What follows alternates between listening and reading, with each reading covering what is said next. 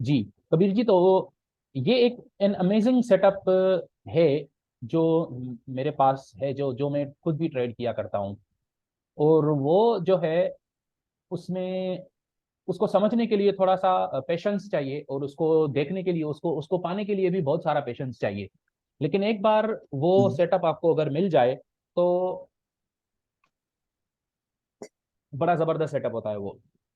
और वो क्या होता है, वो सेटअप कुछ इस तरह होता है कि इसको हम बोलते हैं स्प्रिंग बोर्ड। स्प्रिंग बोर्ड क्या है? स्प्रिंग बोर्ड और स्प्रिंग में फर्क है। स्प्रिंग तो सिंपल है, आपको पता है कि स्प्रिंग ऐसे होता है कि ये एक, यहाँ पे अगर मैं कहूँ कि ये एक सपोर्ट है, तो इस सपोर्ट पे आकर मार्केट यहाँ पे रुका, उसके बाद थोड़ा ऊपर जाके, थोड़ा फिर ऊपर, फिर नीचे जाकर ये स्प्रिंग करके ऊपर चला गया। ठीक है, तो हम लोग स्प्रिंग बोलते हैं, ये तो हमें पता है। लेकिन स्प्रिंग बोर्ड वो चीज नहीं है, स्प्रिंग बोर्ड ये नहीं है। स्प्रिंग बोर्ड ये है कि कहीं पे मार्केट किसी सपोर्ट लेवल को, मार्केट दो तीन बार, प्रेफरेबली तीन बार, और अगर चार बार हो जाए तो फिर तो क्या बात है।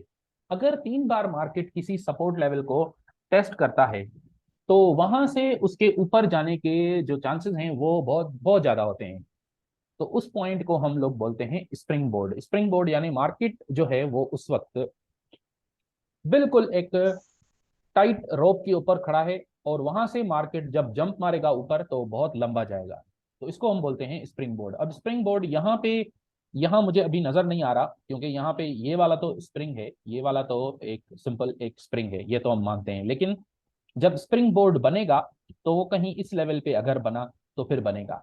अब उसके लिए क्या जरूरी है? उसके लिए ये जरूरी है कि स्प्रिंग बोर्ड के लिए मार्केट जो है वो इस लेवल को दो तीन बार टेस्ट करे। जैसे एक बार यहाँ पे टच किया, फिर ऊपर गया, फिर वापस आकर नीचे आके फिर यहाँ पे टेस्ट किया, फिर ऊपर गया, फिर जाकर नीचे आके ये स्प्रिंग बनाया। इसका स्प्रिंग बनाने के बाद फिर टेस्ट किया, तो अब यहाँ पे स्प्रिंग बोर्ड बनेगा। और जब स्प्रिंग बोर्ड बनेगा तो ये एक बहुत लंबा जाएगा, बहुत बहुत ऊपर जाएगा, बहुत ज्यादा जाएगा ऊपर। तो इसको, इस पॉइंट को हम बोलते हैं स्प्रिंग बोर्ड। अगर आपको कोई स्प्रिंग बोर्ड मिल जाए तो वो उसको ट्रेड करना बहुत आसान होता है। आपको नजर आएगा कि यहाँ से अगर जब मार्केट ऊपर जा रहा है, तो मैं जब यहाँ पे आप वो करोगे, घुसोगे, तो आप इधर इस सपोर्ट के नीचे अपना एसएल रखोगे, और आपका टीपी इससे भी ज्यादा हो सकता है, यानी यहाँ कहीं आप इधर टीपी ऊपर, बहुत ऊपर टीपी रख सकते हो।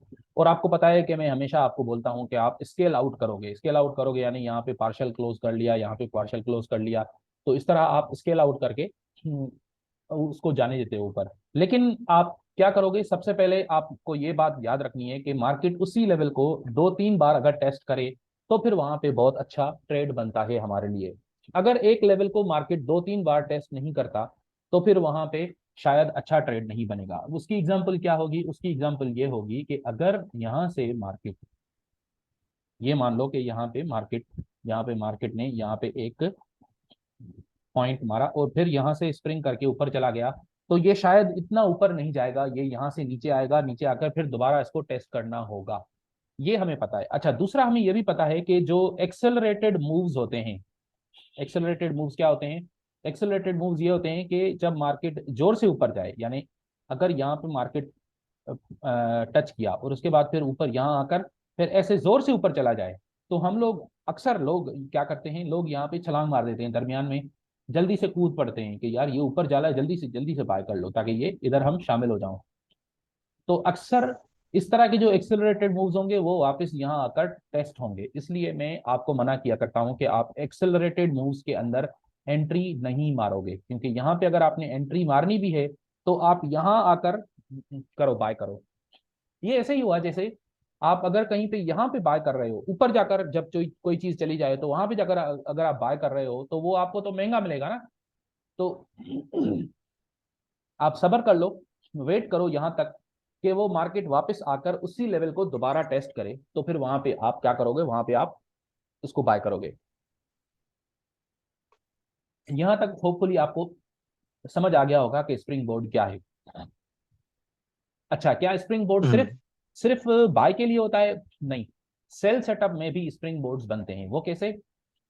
वो ऐसे बनते हैं कि ये यहाँ पे एक मार्केट क्या करना है, मार्केट यहाँ पे इसको वो करना चाहता है, नीचे जाना चाहता है, तो यहाँ पे फिर दोबारा यहाँ से अप थ्रस्ट किया, अप थ्रस्ट करके फिर नीचे आया, फिर इसको टेस्ट किया, और फिर नीचे जाकर फिर अगर यहाँ पे टेस्ट किया इसको, यहीं यहीं पे भी टेस्ट किया, तो ये लंबा जाएगा। क्यों? क्योंकि यहाँ पे एक इस तरह का ये बन गया ना, है ना। तो ये ट्रेंड चैनल, ये ट्रेंड लाइन बन गया, इसलिए इसको अगर ट्रेंड लाइन को भी टेस्ट किया 2-3 बार, तो भी वो बहुत अच्छा स्प्रिंग बोर्ड बन जाएगा। अगर यहाँ पे ऐसे नहीं करता, बल्कि ऐसे करता है कि ऊपर और फिर नीचे आकर फिर ऊपर अप थ्रस्ट किया, ये तो अप थ्रस्ट है आपको पता है, ठीक है, और फिर जाकर इसको टेस्ट किया, और फिर दोबारा यहाँ पे आकर टेस्ट करके अब नीचे जाएगा, तो ये भी बहुत अच्छा स्प्रिंग बोर्ड है। लेकिन अगर अब यहाँ से दोबारा इधर टेस्ट किया, ये तो टेस्ट नहीं था, क्योंकि ये तो अभी 2 टचेज हुए हैं। अब जब टेस्ट करेगा यहाँ पे, तो यहाँ से ये लंबा जाएगा।